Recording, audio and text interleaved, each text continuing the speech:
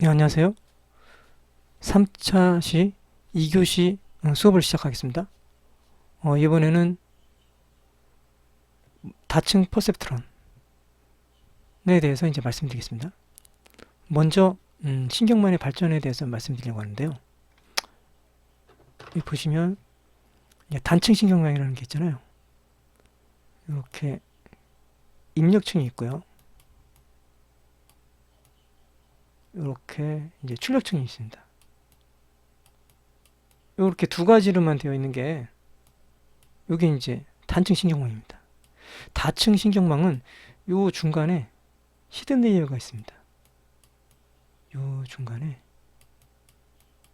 이렇게 히든 숨겨진 레이어죠. 히든 레이어가 이렇게 하나 있는 게 요게 이제 다층 신경망이고요. 심층 신경망은 이 히든 레이어가 이게 이제 두 개 이상 있는 거를 두고 이제 심층 신경망이라고 합니다. 다층 퍼셉트론은 인간이 생각하고 확산하는 방법을 인공지능이 흉내내기 위해서 인공신경망 개념으로 이제 만든 거고요. 이러한 어떤 다층 퍼셉트론이 XOR 문제가 있었고요. 그런 이제 XOR 문제를 해결을 못해서 그래서 인공지능 암흑기가 이제 초래했었죠.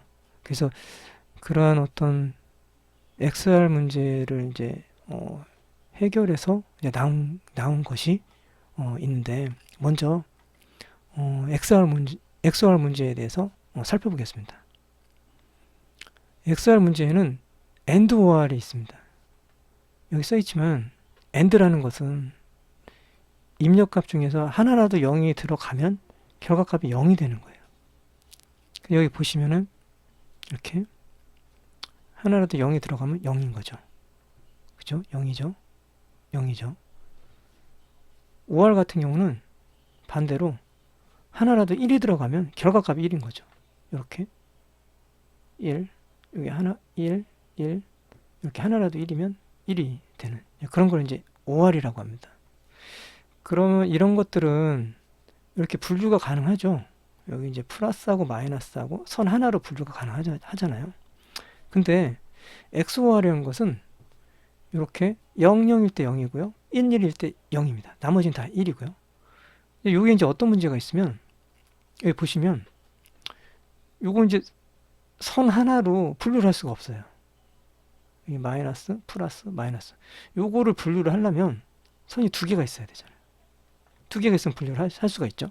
근데 이런 게 이제 이런 1960년대 당시에는 이걸 이제 학습시킬 방법이 없었어요.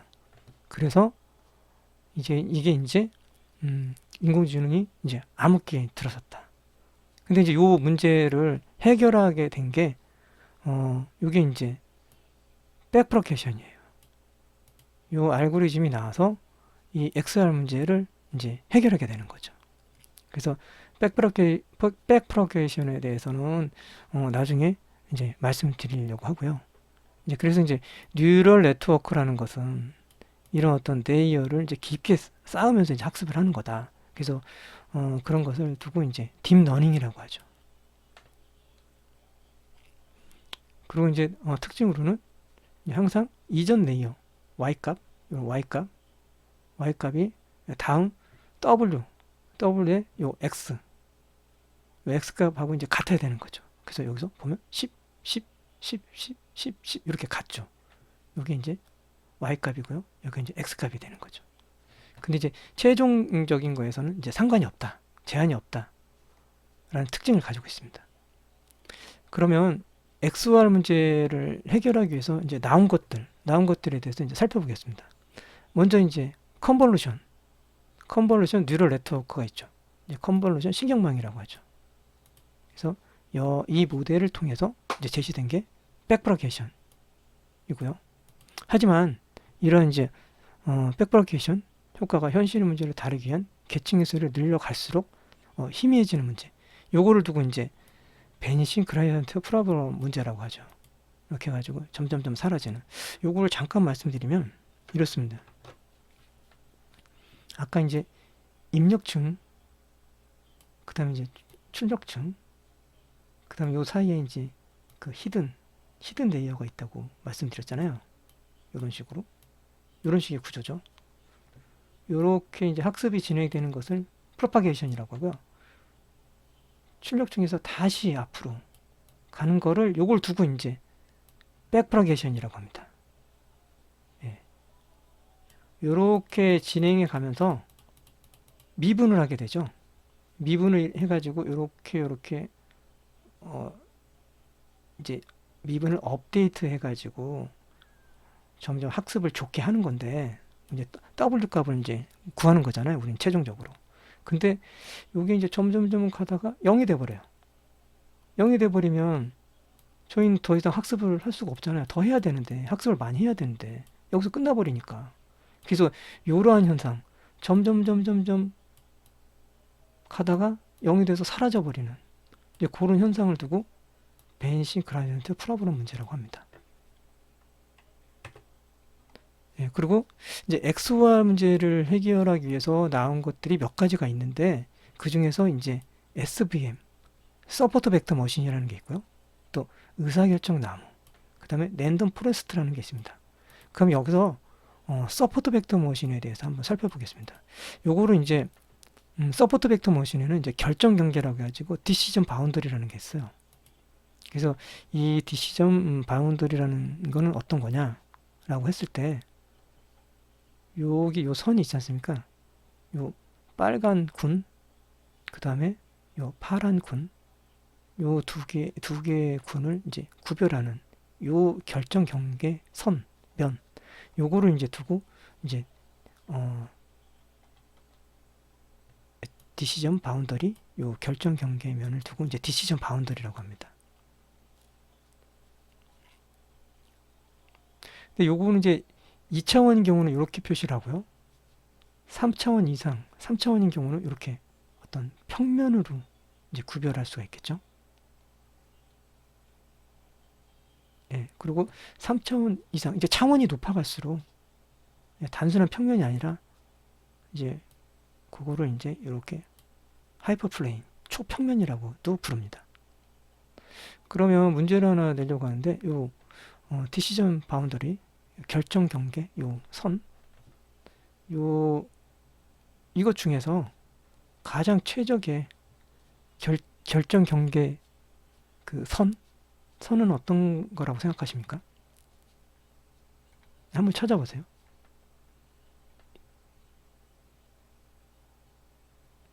예, 여기 정답이 있는데 F입니다.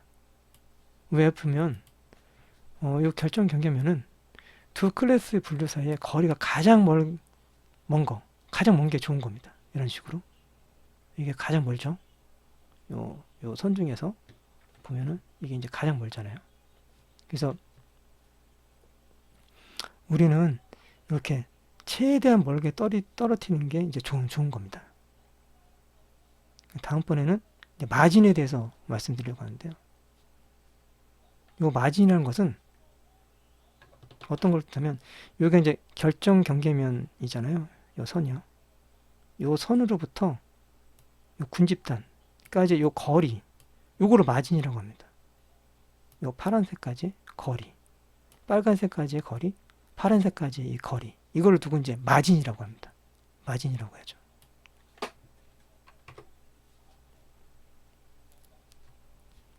그래서 서포트 벡터 머신은 요 최적의 결정 경계면 마진을 최대한 거, 이게 좋은 겁니다.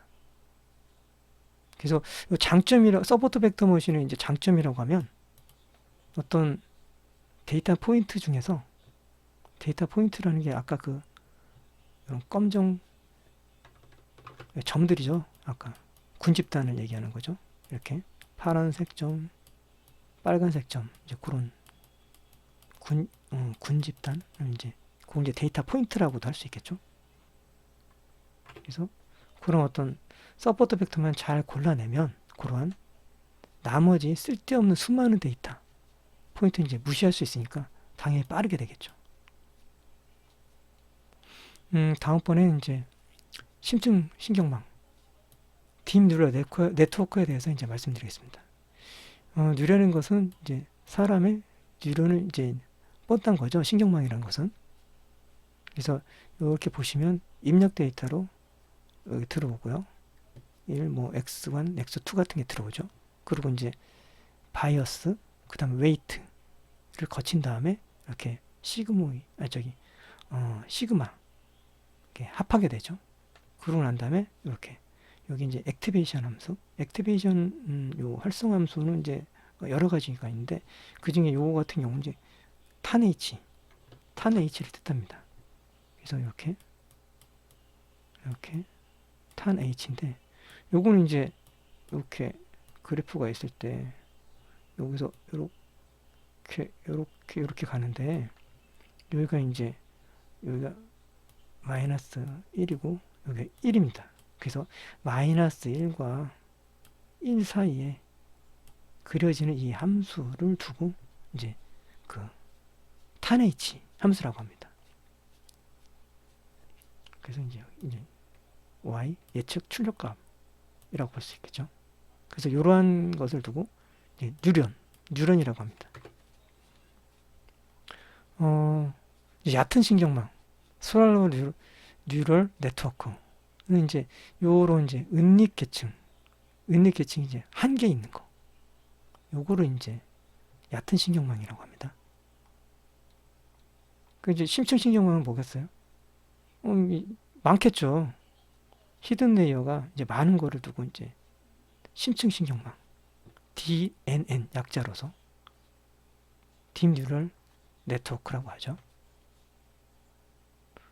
근데 이제 여기서 이제 심층 신경망에서 이제 무엇이 필요한가? 우리가 이전까지는 시그모이드 함수에 대해서 얘기를 했고 이제 그걸 썼어요. 근데 이렇게 레이어가 많게 되면 이걸로 해결이 안 됩니다. 시그모이드 함수가 뭐예요? 시그모이드 함수는 앞에서 얘기를 했지만 이렇게 그려지는 함수잖아요. 그리고 0이고 얘가 1이잖아요. 0과 1 사이 0과 1 사이에 어떤 함수값을 구하는 게 시그모이드 함수였잖아요.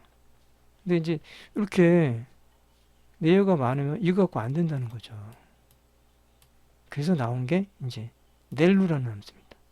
그래서 요게 나온 것도 이제 베인시 그라디언트 문제를 해결하려고 아까 말씀드렸던 백프로게이션일 때 이런 어떤 그 일찍 0이 돼가지고 계산을 못하게 되는 이제 그런 거를 방지하기 위해서 해결하기 위해서 나온 것 중에 하나인 그 활성화 함수, 액티베이션 함수가 넬루라고 보면 되고요. 넬루라는 것은 이제 이렇게 그래프가 있을 때 여기가 0이에요. 여기가 0인데 이렇게 표시되는 게 이게 이제 넬루 함수입니다. 그래서 0보다 작은 건 무조건 0. 그 다음에 요거 이제 어떤 값대로 진행해 나간다. 예, 그런 거를 뜻합니다. 그래서 현재 많이 쓰이고 있는 함수 중에 하나입니다. 그러면 이제 다음에는 합성공신경망에 대해서 말씀드리겠습니다. 합성공신경망은 어떤 CNN의 구조에서 이런 풀리 커넥티드가 다른 어떤 구조를 가지고 있는데요. 이제 컨볼루션 레이어하고 이제 풀링층으로 이제 구성이 되어 있습니다. 그렇게 구성되어 있는 거를 이제 합성공신경망, 컨볼루션 뉴럴 네트워크라고 합니다.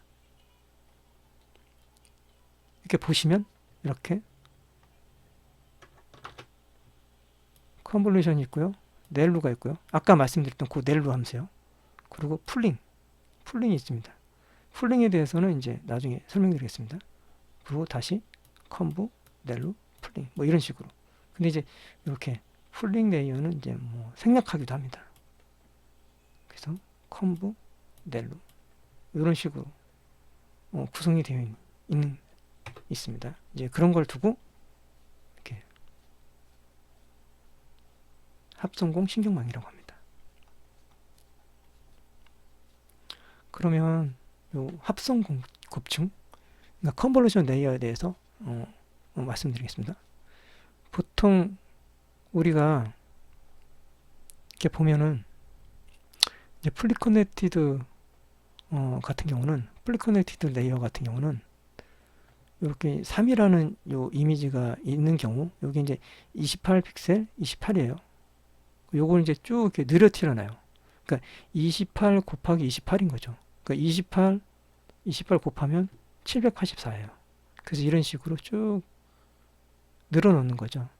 근데 이제 이게 요건 이제 풀리 커넥티드 레이어가 이제 이런 식으로 하는데, 요거 이제 문제점이 있어요. 문제점이 뭐면은 이 우리가 실제로 사는 세상은 3차원이잖아요. 그래서 근데 저거는 위에 거는 3차원이 아니잖아요. 평면이죠. 2차원이잖아요. 그래서 실제하고 다르게 데이터 형성이 무시돼 버리는 이제 그런 경우가 발생하죠. 그래서 나오게 된 게 이제 이런 컨볼루션 레이어, 합성 공식이라는 거죠. 그래서 이거는 3차원을 유지한다는 거죠. 그래서 이런 식으로 3차원을 유지하게 되는 거죠. 그래서 이게 이제 그런 내용이고요. 그거를 이제 한번 이렇게 봅시다. 그래서 이런 식으로 어떤 이미지가 있을 때 이 이미지를 요거 이제 컨브 필터라 그래요. 커널이라고도 하는데, 이거 가지고 여기다가 이렇게 3 곱하기 3씩 이렇게 계속 이동하면서 어떤 값을 생성합니다. 여기 이제 곱하기 값이 있죠. 밑에 보시면 여기 이런 어떤 필터 커널을 가지고 곱하기 1, 0, 1, 0, 1, 0, 1, 0, 1 이런 식으로 계속 더해갑니다. 더해가면 이런 식으로 이제 값이 나오겠죠. 그래서 4 나오고 뭐 나오고 여기 이제 있죠. 4, 3, 4, 2, 4, 3, 2, 3, 4 이런 식으로. 이걸 이제 필터라고 그럽니다. 그래서 최종적으로 이미지에서 필터를 쓰여가지고 아니 피처라고 합니다. 이미지에다가 필터를 더해서 이제 뒤에서 설명하겠지만 이런 어떤 스트라이드는 이렇게 띄우는 거를 이제 스트라이드인데, 지금 요거 같은 경우는 이제 요거 보시면 이렇게 하나하나씩 가죠. 한 칸씩. 스트라이드가 1인 거죠. 이런 거. 두 칸씩 하게 되면 이제 스트라이드가 2인 거죠. 그런 식으로 진행해서 최종적으로 나오는 요거를 두고 이제 피처라고 합니다. 특징을 뽑는 거죠. 여기 있는 것처럼 피처 맵을 만들고 이제 이미지 이제 특징을 이제 뽑게 되는 거죠. 그래서 이런 식으로 이제 진행이 되겠죠. 요 3자라는 게 인풋, 그 다음에 컨볼루션을 거쳐서 이제 풀링을 하게 되고, 풀링은 이제 밑에 뭐 설명드리겠지만 어떤 특징을 강화시키고 이미지 크기를 줄이는 거죠. 그걸 이제 풀링이라고 합니다. 간단하게 말씀드려요. 그래서 어떤 컨볼레이션을 하고 이제 풀링을 하고, 이런 게 이제 히든 레이어죠. 그다음에 이제 아웃풋 출력하게 되는. 그래서 여기서 여기까지를 어떤 피처를 이제 뽑는 거죠. 익스트랙션 피처를 뽑는 거죠. 특징점을 뽑는 거죠. 그리고 마지막에 이제 분류를 하게 되는 거죠. 클래시피케이션 하게 되는 거죠. 이러한 이제 구조를 가지는 겁니다. 그래서 어떤 이제 여기 맨 마지막에 이제 이미지 분류를 한다. 이제 그런 내용이고요. 요건 이제 필터에 대해서 아까 이제 제가 설명드린 이제 필터에 대한 이제 설명이고요. 어떤 여기 설명이 있지만 이제 필터를 이제 커널이라고도 하죠. 그럼 여기 보시면 이제 이런 어떤 입력 데이터 이미지죠. 곱하기 한 다음에 이제 필터 커널. 여기 이제 요 하나하나를 이제 가중치 W 파라미터라고도 해요. 이렇게 해가지고 요걸 이제 덮어 씌워가지고 계속 아까 위에 그 애니메이션 되는 것처럼 이렇게 계속 진행해 가는 거죠.